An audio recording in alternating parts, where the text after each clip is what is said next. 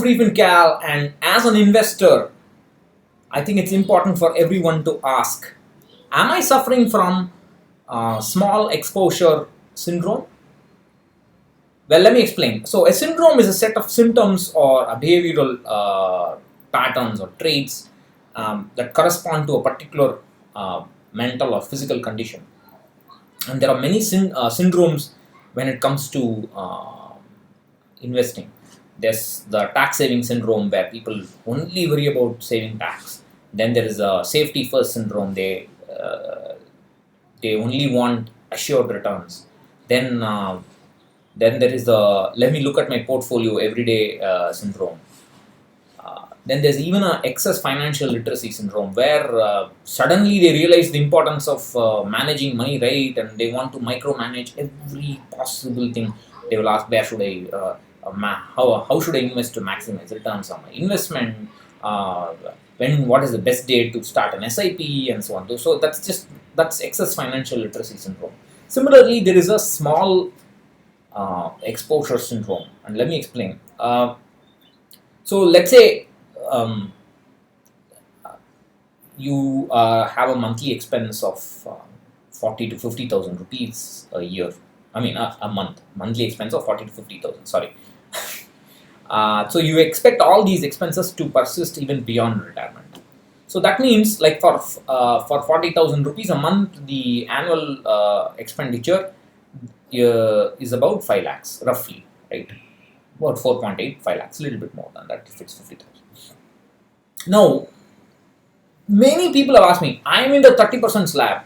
Does it not make sense for me to invest 50,000 a year in NPS so I can take benefit of the tax? The extra 50,000 lower my taxable income by that much? Seriously, just think about it. If your monthly expenses are 40,000 and you expect those monthly expenses to persist after retirement, then you should at least be investing 40,000 a month for your retirement. That means you should be investing close to 5 lakhs. You are spending close to 5 lakh a year. You must be investing close to 5 lakh a year for retirement alone. Out of this 50,000 that you will save, that you lower your taxable income by putting that 50,000 in NPS, it's just 10%. Why are you focusing on 10%? How many people who focus on that 50,000 tax saving benefit actually invest 90% of the money right by investing enough in equity, by making sure they have the right kind of fixed income? How many people do it? If they do 90% of it right, they will understand the problem of the 10% in NPS and they will stay away from NPS.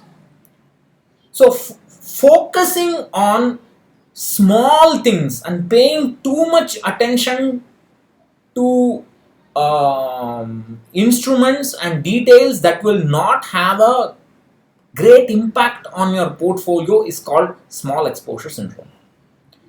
And tax saving is a serious problem. Even if it's 10 rupees tax saving, people say, oh, why can't I take advantage of that? What are you going to achieve by doing that? It's just psychological comfort. It's not going to do anything in terms of returns to your portfolio. It's not going to build you any great wealth, because most of your money should be invested elsewhere. Because already, for people who are asking for this extra 50,000 benefit, they would have already maxed out that 1.5 lakh either by their EPF or they would have put money in PPF. Oh, you should put money in the first 5 days of April. That's it. Oh, today is already 6th now. So if you have not put money 1.5 lakh today, that's it. Your life is a waste. Yes, that's it.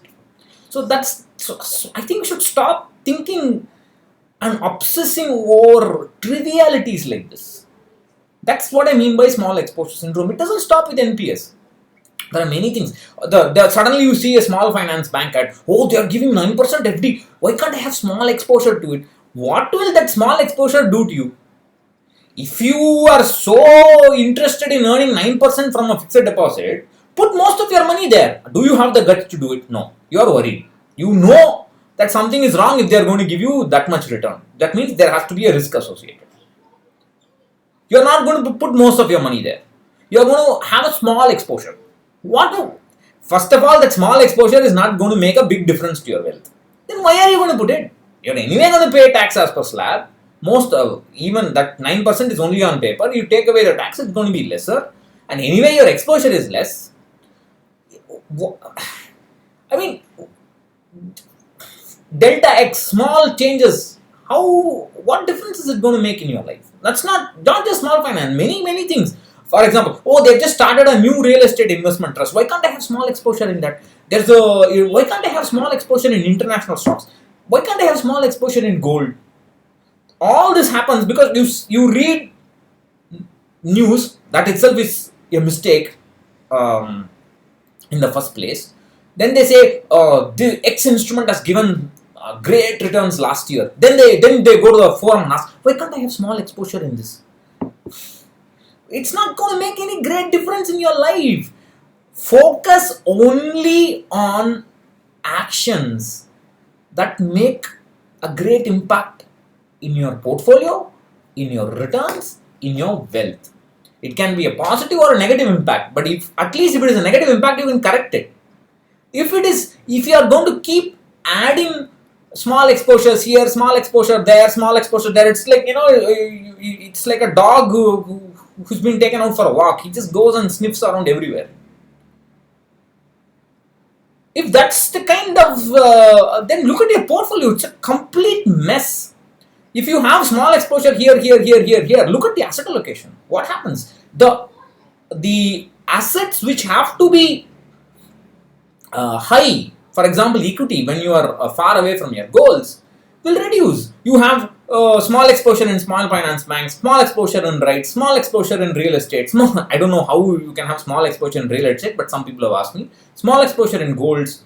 Then you're going to lower the equity allocation down. You're going to lower the fixed income allocation down. And most of these guys who talk about small exposure, they don't know ABC of rebalancing. You have small exposure today. If for some reason tomorrow that drops, next 1 year later your returns are negative, let's say minus 10%, or your returns are super positive, let's say plus 25%, will you rebalance? Will you make sure the asset allocation is reset back to 10% or 5%, that small exposure you had in mind? Most people who worry about small exposure don't rebalance. They don't even know what rebalance, because they're worried about taxation, they're worried about loads. Please do not chase after trivialities. They just don't matter. If you are so worried, if you think NPS is a great product, put all your money in it. Put all your money in it. But don't worry about, I am not saying it is a great product. You don't worry about just having a little bit 50,000 exposure, because that's going to be a very small amount. Most people who worry about that 50,000 in NPS, I can guarantee you they have not even done a proper retirement planning calculation. When they do a retirement planning calculation, they will understand most of the money should be invested elsewhere. First worry about investing right elsewhere. Then you can worry. Then you will understand this is a very small amount. You don't need to worry about having small exposure to small finance banks, small exposure to NPS. Don't focus on small things. I mean, I tell this example every time. When I was very young, I was like, that's like 96 or so, 96, 97. I was sitting before a Windows 95 PC. I had run out of space, and I was given the job of deleting files. I was sitting and deleting files for 1 hour. My boss came and said, "What are you doing?" I told him I'm deleting. Then he said, "What are you doing?" I was deleting all the kilobyte files. Then he said, "Don't do that. Sort by size and then delete the big guys, the megabyte files. Then you are done. You delete 2-3 megabyte files, you're done.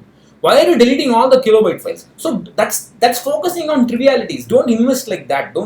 You have to look at the big picture and only focus on things that will have a significant change. The rest don't matter. So please, if you're suffering from small exposure syndrome, tell yourself again, I need to be a multi-crorepati, and I need to do only those things that will make me a multi-crorepati. If I want to be a multi-crorepati, I must think like one. And rich people don't focus on small things. They take big decisions, and they focus on those big decisions. Focus only on that. Do not suffer from small exposure syndrome. Get rid of it. So, thank you for watching this rant, and I'll catch you again in another video.